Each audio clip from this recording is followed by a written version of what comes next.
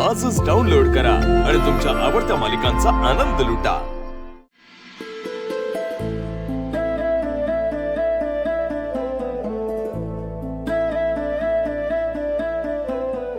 रेणुकाताई, अहो सिंचनाचं बोलणं मनाला लावून घेऊ नका। तिच्या मनात काही नसतं हो। आणि तुम्हाला दुखवणं हा तिचा हेतू नक्कीच नसणार। ही आई आहे तिची, माझी काय दृष्ट लागणार होती का तिला? अहो बरोबर आहे तुमचं, तुमची दृष्ट कशी लागेल तिला? आणि तिला पण माहितीच आहे ना। खरं सांगू का, मला आता तिची मनस्थिती काय आहे ना ते कळतंय। हो, अचानक कळलंय तिला की ती आई होणार आहे, ती मोठी जबाबदारी। आणि आमचा हरीश पण ना जरा कधी कधी चुकतोच। तिला न सांगता त्याने आपल्याला कळवलं ना। आपण दोघी अशा अचानक तिच्या समोर उभ्या राहिल्यानंतर थोडीशी बावरली असणार, घाबरली असणार ना। आपण मोठे आहोत, आपण समजून घेतलं पाहिजे। पण अशा परिस्थितीमध्ये तिचं कुटुंब जर तिच्या सोबत असेल तर तिच्यासाठी चांगलं एवढं नको का कळायला तिला? हळूहळू कळतच हो, पण ते सुरुवातीला शेवटी काय आजची पिढी आहे ना, त्यांचे विचार करण्याची पद्धत वेगळी आहे। त्यांना ते काय प्रत्येक बाबतीत प्रायव्हसी हवी असते, काय म्हणतात ते आजकालची मुलं, स्पेस, ते हवं असतं। आपल्या वेळेला कसं होतं ना, आपल्यासाठी आपलं कुटुंब म्हणजे आपल्या आधीची पिढी आणि आपली मुलं। पण आत्ताच्या मुलांसाठी कुटुंब म्हणजे फक्त नवरा बायको मग सगळे।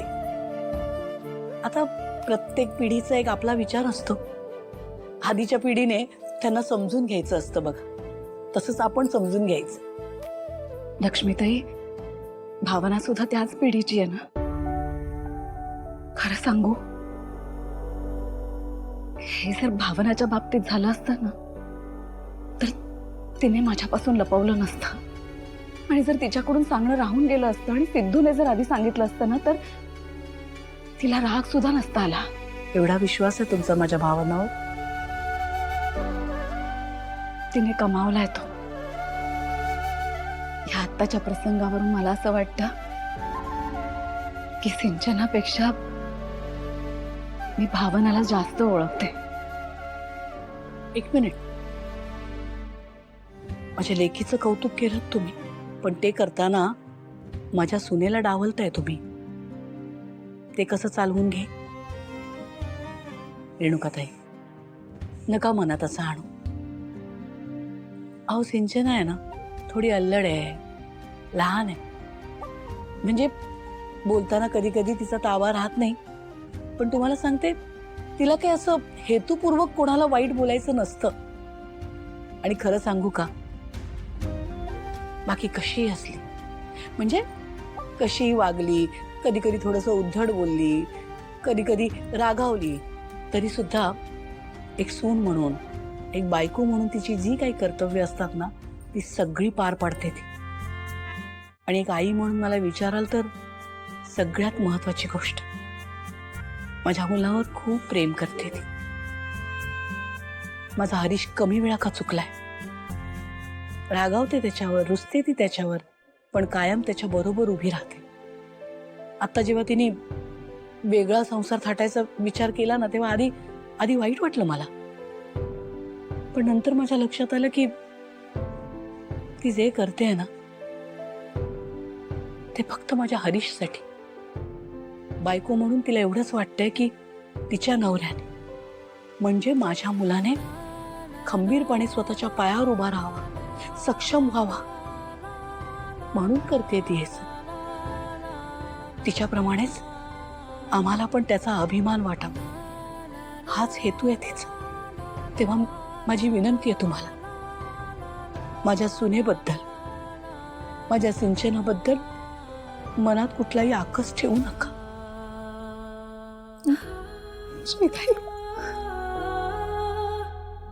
आपल्याला आपल्या संस्कारांवर विश्वास असायला हवा रेणुकाताई।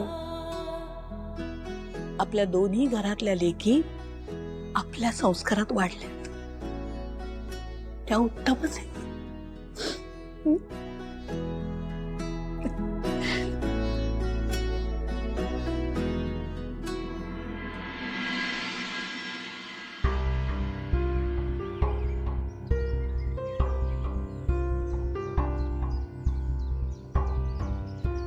सॉरी, कशाबद्दल? काल सिद्धिराज तुमच्याशी जसं वागले त्यासाठी. नाही म्हणजे त्यांचा राग बरोबर होता, पण वागण्याची पद्धत चुकली त्यांची. पण त्यासाठी तुम्ही कशाला माफी मागताय? श्रीकांत, तुम्ही आल्यापासून आनंदी आमच्यापासून दुरावली असं सिद्धिराजना वाटतंय. आनंदी आमच्या बरोबर राहत होती, आमचं जग होती ती, आणि तुम्ही आल्यामुळे ते सगळंच बदललंय. आणि त्याचाच सिद्धिराजना खूप त्रास होतोय, म्हणून ते तसं वागले.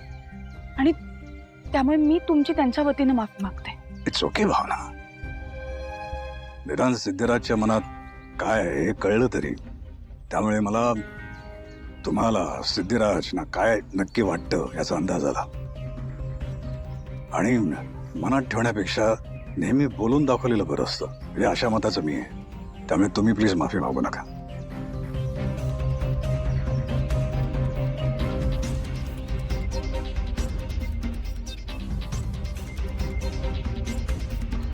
काल जे काही घडलं त्यानंतर मी एक निर्णय घेतलाय.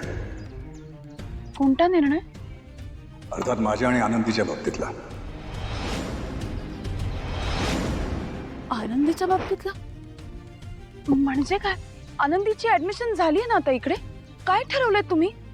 रिलॅक्स भावना, एवढ्या पॅनिक होऊ नका. तुम्हाला तुमच्या प्रत्येक प्रश्नाचं उत्तर लवकरच मिळेल, पण आता काही सांगता येणार नाही. मला माझ्या निर्णयांवर काही ऍक्शन्स घ्यायचे आहेत. योग्य वेळ आल्यावर तुम्हाला सगळं कळेल.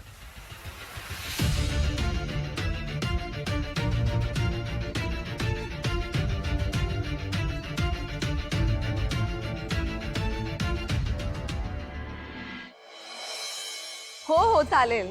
आपण फुलांचं डेकोरेशन अगदी भरगच्च हवं. आमच्यासाठी हा कार्यक्रम खूप मोठा आणि महत्वाचा आहे. गाडे पाटलांच्या घरची महाशिवरात्र अगदी गाजली पाहिजे. काय? अहो, तुम्ही काही बी काळजी करू नका. कसं मस्त होते बघा कार्यक्रम. ठेवते. आलीस? महत्वाचं बोलायचंय तुझ्याशी. हे बघ, दरवर्षीप्रमाणे यावर्षी सुद्धा आपल्या घरी महाशिवरात्रीची पूजा आहे. गाडे पाटलांच्या घरातली पूजा म्हणून पंचक्रोशीतून लोक येतात दर्शनाला. दरवर्षी गाडे पाटलांच्या घरच्या महाशिवरात्रीचा हा कार्यक्रम भव्य पूजेमुळं, सुंदर झगमगाटामुळे आणि अखंड नामस्मरणामुळे गाजतो. आता यावर्षी काय होणार आहे कोण जाणे.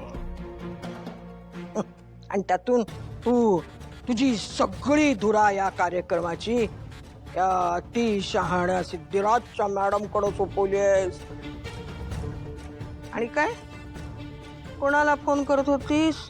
ज्याला ऐकायला येत नाही, ज्याला बोलायला येत नाही त्याला.